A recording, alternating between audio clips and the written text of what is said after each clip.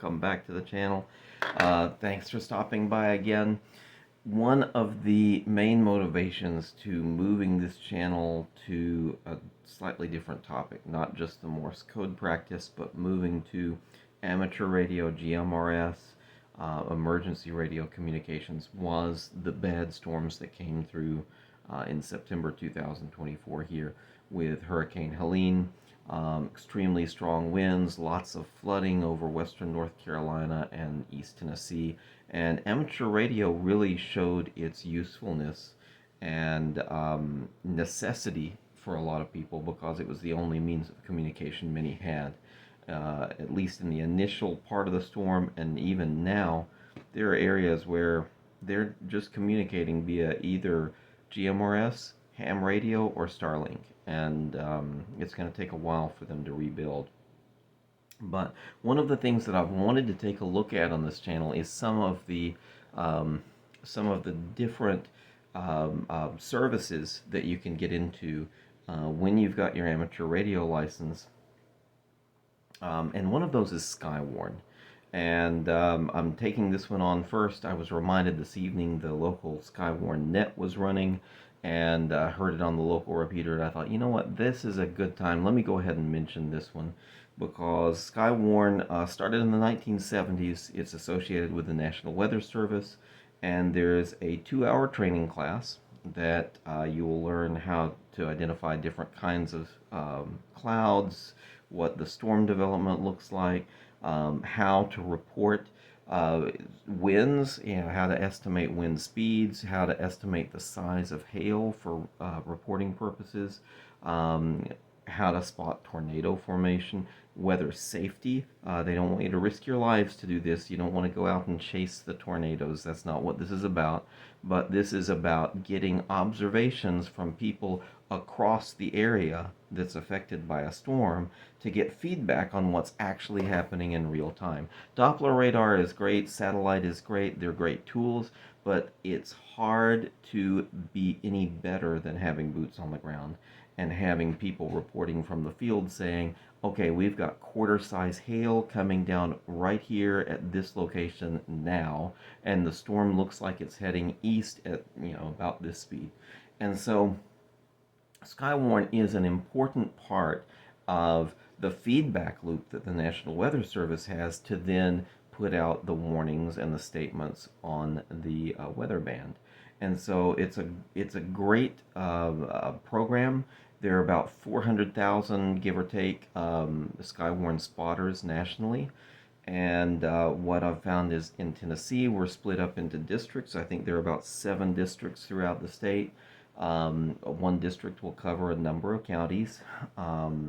So the first step is find the Skywarn repeaters in your area, program them into your radio, and get them into your scanning or monitoring routine so that you can hear it when there's bad weather. That's one of the things we do when there's the spring thunderstorms. We will listen to the weather service, hear what they're forecasting, and then I'll find the local Skywarn repeater and see if they've activated. If they haven't activated, it gives me an indication that maybe the storms aren't going to be quite as severe. They're not expecting it to be as bad. If they have activated, then that's a sign that, yeah, we need to pay closer attention to this, and so we'll monitor the local Skywarn. Now, East Tennessee is where I'm located, and the state of Tennessee has a linked network of about, 20 to 30 repeaters called MTIRS, the Middle Tennessee Emergency Amateur Repeater System. And even though it's called Middle Tennessee, it really stretches from one end of the state to the other. We're able to receive from the Greenville, Tennessee repeater that's part of the network out here. And I like to monitor this network when weather is heading our direction, because here in the northern hemisphere it moves from west to east. And so we have most of the time at least, we have a tendency to hear what's going on in the middle part of the state before it gets here. And so it'll give us an idea, kind of a heads up, if the storms are ramping up in the middle of the state, then we know we need to pay attention through the night maybe. And if they're just tapering down, okay, fine, we can kind of maybe let our guard down a little bit and, just not check in as frequently. But that's simply from a monitoring standpoint. If you don't want to get involved, if you don't want to talk, if you don't want to do reports, it's okay. You can at least be informed this way, and it's a good part of emergency preparedness to be as informed as possible. But as a community member, I would encourage you, and this is the first one that I'm seriously thinking about pursuing, is going and doing. They have a free class online. It's through the National Weather Service. You will need to get in touch with the local coordinator, and they want to have your contact information so they can let you know ahead of time. Hey, it looks like we've got bad weather coming. We might need spotter activation this evening, and you might want to make sure you've got emergency power. You've got your mobile or your handheld. You've got the frequencies programmed. You might want to check in to one of the practice nets before you're even involved in the Skywarn program. I know at least our local net, you want to check this where you are, but our local net encourages any amateur operator to check into their practice net. And it gives you a good chance to test out your radio, make sure it's working well. I know that there were reports in Florida that there were a lot of people testing their radio when I think it was Hurricane Milton came through on the statewide net, and it rendered that net almost useless because they were kerchunking, and test radio check 1 2 3, and I gotta say, you need to make sure that things are working before it gets bad. Um, I know sometimes you have to change equipment, you have to change things out, change position, and you have to test it again. But if you can keep that to a minimum during the emergency, that's really going to be best for everybody. But Skywarn, I think, is a great program. Definitely take a look into it. See if you can do that. Add that to your list of skills and your radio resume, if you will, and be a help to your community there. That will be a great benefit to your community. Before we go, I want to mention Ham Radio Prep. I've got a 10% discount for you on any of their classes. I feel like their mission fits in really well with the goals of this site now.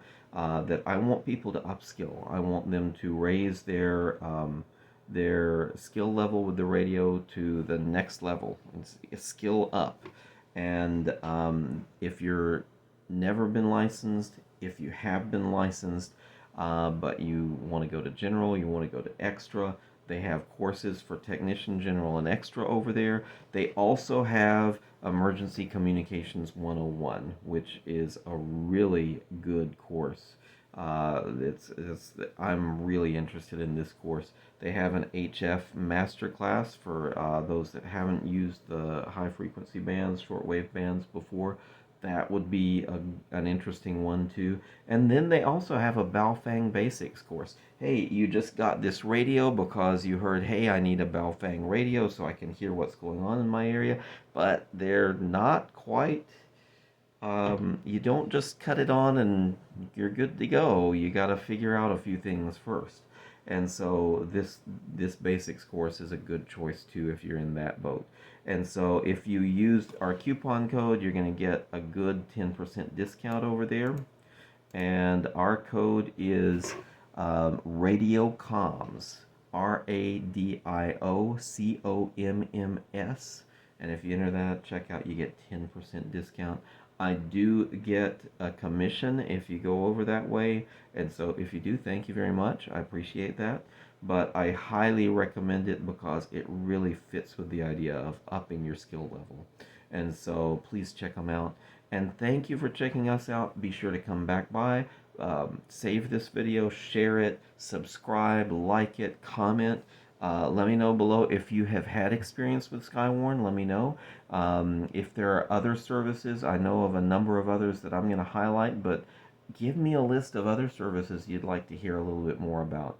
And we'll see what we can do to include them in the future. I've also felt like at some point I might be doing some kind of interview format videos because I want to talk to some of the folks that have repeaters and I want to kind of pick their brains a little bit on how they prep their repeaters for emergencies and what they'd recommend to somebody that wants to be more prepared for next time. So if you've got any ideas there, be sure to send them along to me. Drop a comment, and I thank you so much for stopping by again. You all take care, and I'll see you next time.